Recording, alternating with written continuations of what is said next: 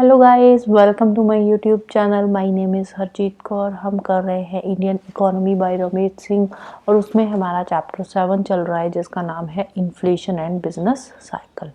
तो इसमें आज हम दो टॉपिक्स कवर करेंगे, एक है इन्फ्लेशन टारगेटिंग और दूसरा है स्टैग्फ्लेशन। इन्फ्लेशन टारगेटिंग क्या होता है? अब ये जो इन्फ्लेशन टारगेटिंग है ना, ये आज की डेट में बहुत ही इम्पोर्टेंट मुद्दा बन गया है, क्योंकि आज की डेट में अगर हम देखें तो कोरोना के बाद का टाइम पीरियड अगर हम देखें तो कोरोना के बाद जो इन्फ्लेशन है ना बहुत ज़्यादा बड़ी है इकोनॉमी में।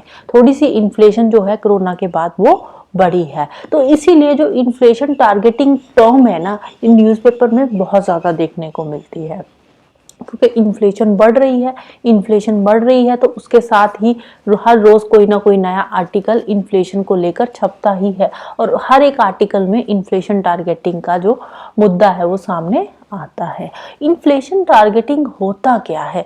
इन्फ्लेशन टारगेटिंग एक ऑफिशियल टारगेट रेंज है इन्फ्लेशन की, कि इन्फ्लेशन का एक ऑफिशियल टारगेट रेंज क्या होनी चाहिए, एक हेल्दी रेंज ऑफ इन्फ्लेशन क्या है, उसको बोलते हैं इन्फ्लेशन टारगेटिंग। और ये इन्फ्लेशन टारगेटिंग का काम करता कौन है? ये करती है सेंट्रल बैंक इकोनॉमी में। गवर्नमेंट ऑफ इंडिया ने ये जो इन्फ्लेशन टारगेटिंग, इन्फ्लेशन से रिलेटेड जितने भी काम है वो सारे के सारे दे दिए थे आरबीआई को। अब ये जो इन्फ्लेशन का है, इन्फ्लेशन को चेक करना, ये काम किसका है? ये है आरबीआई का काम। तो गवर्नमेंट ऑफ इंडिया ने ये 1970s के टाइम पे ही आरबीआई को परफॉर्म करने के लिए बोला था। तो अब जो इन्फ्लेशन है, इन्फ्लेशन को स्टेबल करना, इन्फ्लेशन को चेक करना, ये किसका काम है? ये काम है आरबीआई का। तो इसके लिए आरबीआई ने क्या बनाया? एक मॉनेटरी पॉलिसी कमेटी बनाई है इन्फ्लेशन के लिए। इन्फ्लेशन का जो रेट है उसको स्टेबल रखने के लिए आरबीआई ने क्या किया? एक मॉनेटरी पॉलिसी कमेटी बनाई है जिसका ऑब्जेक्टिव है to stable the rate of inflation. तो जो इन्फ्लेशन टारगेटिंग टर्म है ये फॉर्मली आई थी फेब 2015 में, जबकि गवर्नमेंट ऑफ इंडिया और आरबीआई के बीच में एक एग्रीमेंट साइन हुआ था जिसका नाम था agreement on monetary policy framework. तो ये एग्रीमेंट क्या था? तो ये जो मॉनेटरी पॉलिसी फ्रेमवर्क आया था तो इसी में ही 2015 में इन्फ्लेशन टारगेटिंग की टर्म आई थी। तो इस एग्रीमेंट में क्या था? इस एग्रीमेंट का मेन एम था टू मेंटेन प्राइस स्टेबिलिटी, कि जो प्राइसेस है उनको स्टेबल करके रखना है। ये जो मॉनेटरी पॉलिसी फ्रेमवर्क आया था इसका मेन एम था कि जो प्राइस है उनको स्टेबल करके रखना, प्राइस की जो स्टेबिलिटी है उनको मेंटेन रखना। तो इस एग्रीमेंट के तहत जो इन्फ्लेशन की रेंज थी वो कितनी रखी गई थी? 4 + -2, कि जो इन्फ्लेशन है वो ज्यादा से ज्यादा 6% होनी चाहिए और कम से कम 2% होनी चाहिए। तो जो हेल्दी रेंज ऑफ इन्फ्लेशन है वो है बिटवीन 2 to 6%। 6% से अगर ज्यादा होगी इन्फ्लेशन वो भी इकोनॉमी के लिए सही नहीं है। अगर इन्फ्लेशन 2% से कम होती है तो उससे भी इकोनॉमी जो है वो बहुत ज्यादा स्लो डाउन हो जाएगी। तो प्रॉपरली जो इकोनॉमी है अगर वो काम कर रही है तो वो 2 to 6% की इन्फ्लेशन के बीच में ही प्रॉपर फंक्शनिंग करेगी। तो इसके अलावा अब ये जो एग्रीमेंट साइन हुआ था, इस एग्रीमेंट में और भी बहुत सारी चीजें बोली गई थी। मैक्रो फाइनेंशियल कंडीशंस के बारे में इसमें बात करी गई थी। और ये जो एग्रीमेंट था इसमें क्या एक्सप्लेन किया गया था? इसमें सोर्स ऑफ इन्फ्लेशन बताने की बात करी गई थी कि हर 6 महीने बाद जो आरबीआई है वो एक डॉक्यूमेंट पब्लिश करेगा और वो जो डॉक्यूमेंट पब्लिश होगा उसमें वो एक्सप्लेन करेगा सोर्स ऑफ इन्फ्लेशन, कि अगर इकोनॉमी में इन्फ्लेशन बढ़ रही है तो वो इन्फ्लेशन क्यों बढ़ रही है, या बहुत ज्यादा कम हो रही है तो क्यों कम हो रही है। तो आरबीआई को उस डॉक्यूमेंट में जो सोर्स ऑफ इन्फ्लेशन है उसको एक्सप्लेन करना पड़ेगा और साथ ही साथ आने वाले 6 से 8 महीने के बीच में जब वो डॉक्यूमेंट पब्लिश करेगी ना आरबीआई, तो उस डॉक्यूमेंट के पब्लिश करने के बाद आने वाले 6 से 8 महीने के बीच में जो इन्फ्लेशन है, इन्फ्लेशन कितनी होगी, इन्फ्लेशन का फोरकास्ट भी आरबीआई को देना पड़ेगा। राइट, जब डॉक्यूमेंट पब्लिश करेगी ना जो आरबीआई है, ये जो मॉनेटरी पॉलिसी फ्रेमवर्क है ना, उस फ्रेमवर्क के अंदर ये बात बोली गई थी कि जो आरबीआई है वो हर 6 महीने के बाद एक डॉक्यूमेंट पब्लिश करेगी और उस डॉक्यूमेंट में वो एक्सप्लेन करेगी कि इन्फ्लेशन का सोर्स क्या है। सेकेंडली वो ये भी बताएगी जब ये डॉक्यूमेंट पब्लिश होएगा ना, उसके आने वाले 6 से 8 महीने के बीच में जो इन्फ्लेशन रेट है वो कितना रहेगा।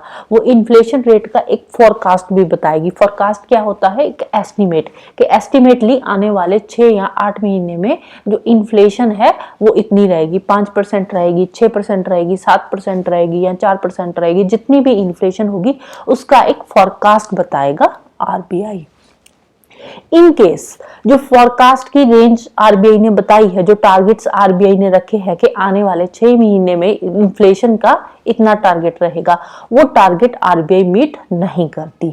ठीक है, अगर इन्फ्लेशन रेट आने वाले 6 महीने में या 3 कॉन्जिक्यूटिव क्वार्टर्स में, जो आने वाले 3 कॉन्जिक्यूटिव क्वार्टर्स है ना, उन 3 कॉन्जिक्यूटिव क्वार्टर्स के बीच में जो इन्फ्लेशन का रेट है वो 6% से बढ़ जाता है 2015-16 के फाइनेंशियल ईयर में, या 15-16 के बाद जितने भी आने वाले फाइनेंशियल ईयर्स है उनके बीच में अगर इन्फ्लेशन का टारगेट 6% से बढ़ता है तो, या फिर 2% से कम हो रहा है, ठीक है, 2015-16 के फाइनेंशियल ईयर में या फिर उसके आने वाले जितने भी साल है उन सालों में लगातार 3 क्वार्टर्स तक अगर इन्फ्लेशन 6% से बढ़ रहा है या 2% से कम हो रहा है, मतलब कि जो इन्फ्लेशन टारगेट्स आरबीआई ने रखे हैं वो मीट नहीं हो रहे, वो फेल हो रही है आरबीआई उन टारगेट्स को मीट करने में, तो आरबीआई को क्या करना होगा, आरबीआई गवर्नमेंट ऑफ इंडिया को रिपोर्ट करेगी और उस रिपोर्ट में आरबीआई गवर्नमेंट ऑफ इंडिया को बताएगी कि जो हमारे टारगेट्स है वो पूरे क्यों नहीं हुए, इन टारगेट्स के फेलियर होने का रीजन क्या है। तो आरबीआई को गवर्नमेंट ऑफ इंडिया को रीजन बताना पड़ेगा। अगर इन्फ्लेशन लगातार 3 क्वार्टर्स तक 6% से बढ़ रही है तो, या फिर 2% से कम हो रही है तो, उस केस में आरबीआई गवर्नमेंट ऑफ इंडिया को उसका रीजन बताएगी और साथ ही साथ रेमेडियल एक्शंस भी बताएगी कि इन्फ्लेशन जो है उसको 2 से 6% के बीच में लाने के लिए आरबीआई क्या रेमेडियल एक्शंस ले रही है, राइट। और साथ ही साथ टाइम पीरियड भी बताएगी कि एस्टिमेटली कितने टाइम पीरियड में ये जो रेमेडियल एक्शंस है वो प्रपोज होंगे, इंप्लीमेंट होंगे और जो इन्फ्लेशन है वो कम हो जाएगी या बढ़ जाएगी, मतलब जो इन्फ्लेशन रेंज है वो 2 से 6% के बीच में आ जाएगी। तो यहाँ पे आरबीआई 3 चीजें गवर्नमेंट ऑफ इंडिया को बताएगी अगर वो अपने टारगेट्स मीट नहीं करती। 3 चीजें क्या थी, एक तो फेलियर का रीजन बताएगी कि वो टारगेट्स 3 लगातार क्वार्टर्स में मीट क्यों नहीं कर पाई, उसका रीजन बताएगी। सेकेंडली वो रेमेडियल एक्शंस बताएगी कि वो क्या क्या रेमेडियल एक्शंस लेगी इस चीज को ठीक करने के लिए। इन्फ्लेशन अगर बढ़ी है तो उसको कम करने के लिए, अगर कम है तो उसको बढ़ाने के लिए आरबीआई क्या मेजर्स ले रही है। और साथ ही साथ टाइम पीरियड भी बताएगी कि कितने टाइम पीरियड के अंदर जो रेमेडियल एक्शंस है वो काम करेंगे, एक्चुअल में इंप्लीमेंट होंगे और जो इन्फ्लेशन है वो 2 से 6% के बीच में फिर से आ जाएगी। अगर इन केस कोई भी डिस्प्यूट होता है इंप्लीमेंटेशन को लेकर तो उसको रिजॉल्व कौन करेगा, आरबीआई के गवर्नर और गवर्नमेंट ऑफ इंडिया जो है उसके बीच में ये जो एग्रीमेंट है वो रिजॉल्व होएगा।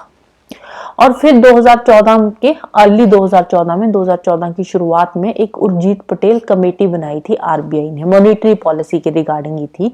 ये जो उर्जित पटेल कमेटी आरबीआई ने सेटअप करी थी ना मॉनेटरी पॉलिसी को लेकर, इसका काम वही था मॉनेटरी पॉलिसी को ही देखना, इन्फ्लेशन बढ़ रही है, कम हो रही है, क्या हो रहा है, ये सब कुछ देखना ही इस कमेटी का काम था।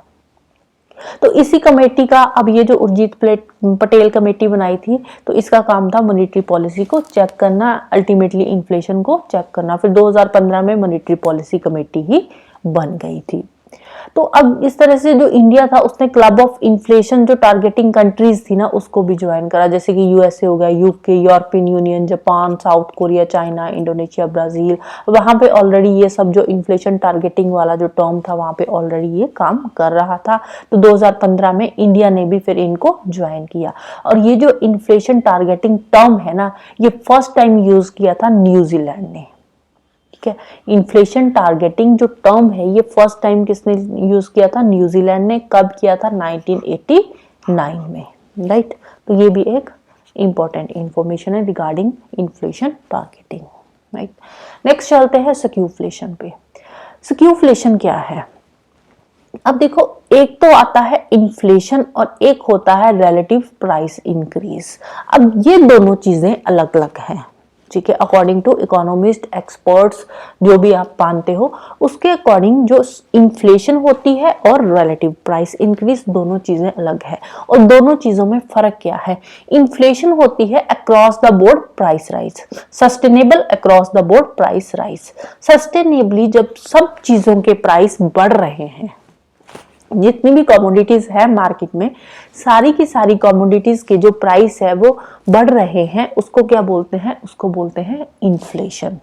रिलेटिव प्राइस इंक्रीज क्या होता है? रिलेटिव प्राइस इंक्रीज होता है episodic price rise pertaining to one और a small group of commodities. जब किसी एक कमोडिटी का दाम बढ़ रहा है या फिर स्मॉल ग्रुप ऑफ कमोडिटीज के दाम बढ़ रहे हैं, ठीक है। अब देखो कमोडिटीज तो बहुत होती है मार्केट में, ठीक है, हजारों की गिनती में होंगी कमोडिटीज तो, लेकिन उनमें से कुछ कमोडिटीज के दाम बढ़ रहे हैं, ठीक है, 2, 4, 10, 20, 30 कमोडिटीज के दाम बढ़ रहे हैं, लेकिन जो बाकी कमोडिटीज है उनके जो प्राइसेस है वो स्टेबल है, तो उसको क्या बोलते हैं? उसको बोलते हैं रिलेटिव प्राइस राइज। और ये जो रिलेटिव प्राइस राइज है, इसी चीज को लेकर एक तीसरी टर्म आई थी, एक तीसरा फिनोमेना आया जिसका नाम रखा गया स्क्यूफ्लेशन। तो स्क्यूफ्लेशन क्या है? स्क्यूफ्लेशन ये प्राइस राइज की ही एक कैटेगरी है जिसमें किसी एक चीज का प्राइस बढ़ रहा है, वन और स्मॉल ग्रुप ऑफ कमोडिटीज के प्राइस बढ़ रहे हैं, जो कि हमने रिलेटिव प्राइस राइज में देखा था। तो सेम स्क्यूफ्लेशन में हो रहा है। स्क्यूफ्लेशन में क्या होता है?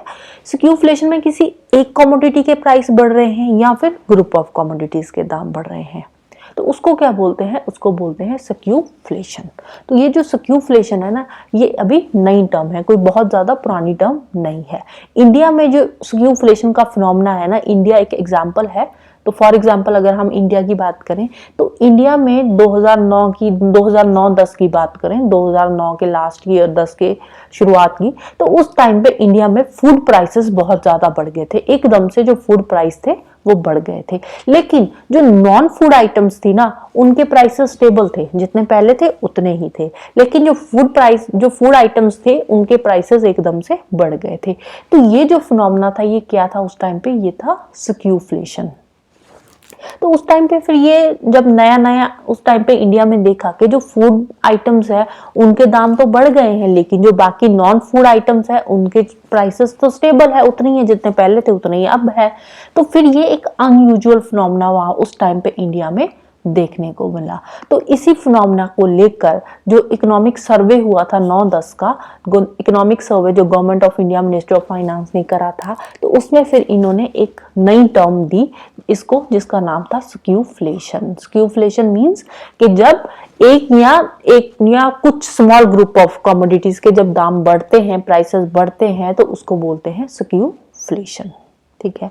इसके अलावा अब स्क्यूफ्लेशन, अब 2010 की ही हम बात करें, अर्ली मंथ्स की, 2010 की, 2009 के लास्ट की या 2010 के अर्ली मंथ्स की, तो उस टाइम पे जो फूड की प्राइस इन्फ्लेशन थी ना, वो 20% से भी ज्यादा बढ़ चुकी थी, ठीक है। जबकि अगर हम बात करें होलसेल प्राइस इंडेक्स की, तो वो 11% से नीचे ही था, ठीक है। फूड प्राइसेस एकदम से 20% से भी बढ़ गए, लेकिन होलसेल प्राइस इंडेक्स कितना था? वो 11% से कम ही रहा था। तो अब ये कुछ कमोडिटीज के जो दाम बढ़े थे उसको इन्होंने नाम दिया स्क्यूफ्लेशन का, ठीक है। हालांकि 2011 में फिर यही जो इन्फ्लेशन था ये अराउंड 9% आ गया था। फूड नॉन फूड जो दोनों के आइटम्स के जो प्राइसेस थे वो सेम लेवल पे आ गए थे, 9% के आसपास आ गए थे। तो 2011 में थोड़ी सी 2011 के मिडल में, मतलब इकोनॉमी में थोड़ा सा स्टेबिलिटी यहाँ पे देखने को मिलती है। इसके अलावा अब यही सिमिलर प्रॉब्लम एक बार चाइना में भी देखने को मिली थी। 2011 की बात है, जनवरी 24 2011 में एक मैगजीन था, इकोनॉमिस्ट मैगजीन ना, तो इसमें एक आर्टिकल छपा था जिसका नाम था price rise in China inflated fears. तो ये जो यहाँ पे चाइना में ये जो आर्टिकल छपा था, तो इस आर्टिकल में इन्होंने क्या बोला था? इस आर्टिकल में भी इन्होंने यही बात बोली थी कि जो चाइना है, चाइना में भी इंडियन स्टाइल स्क्यूफ्लेशन की शुरुआत हो रही है। चाइना भी स्क्यूफ्लेशन को सफर कर रहा है, मतलब कि चाइना में भी कुछ जो चीजें हैं ना उनके दाम तो बढ़ रहे हैं, लेकिन बाकी जो चीजें हैं उसके जो बाकी की जो कमोडिटीज है उसके प्राइसेस स्टेबल है। कुछ कमोडिटीज के प्राइस उस टाइम पे चाइना में भी बढ़े थे। तो सेम फिनोमेना चाइना में भी देखने को मिला था। तो अल्टीमेटली स्क्यूफ्लेशन है क्या? स्क्यूफ्लेशन है जब एक या एक से ज्यादा कमोडिटीज के दाम बढ़ते हैं, एक से ज्यादा मतलब स्मॉल ग्रुप ऑफ कमोडिटीज के, ठीक है, सारी कमोडिटीज के नहीं है, एक कमोडिटीज के या फिर स्मॉल ग्रुप ऑफ कमोडिटीज के प्राइस बढ़ रहे हैं मार्केट में तो उसको बोलते हैं स्क्यूफ्लेशन। जब ओवरऑल सारी चीजों के दाम बढ़ रहे हैं तो उसको बोलते हैं inflation, right. So this is the end of this video. तो जाने से पहले वीडियो को लाइक कर देना, शेयर कर देना और चैनल को सब्सक्राइब कर लेना। Thank you, bye bye and have a nice day.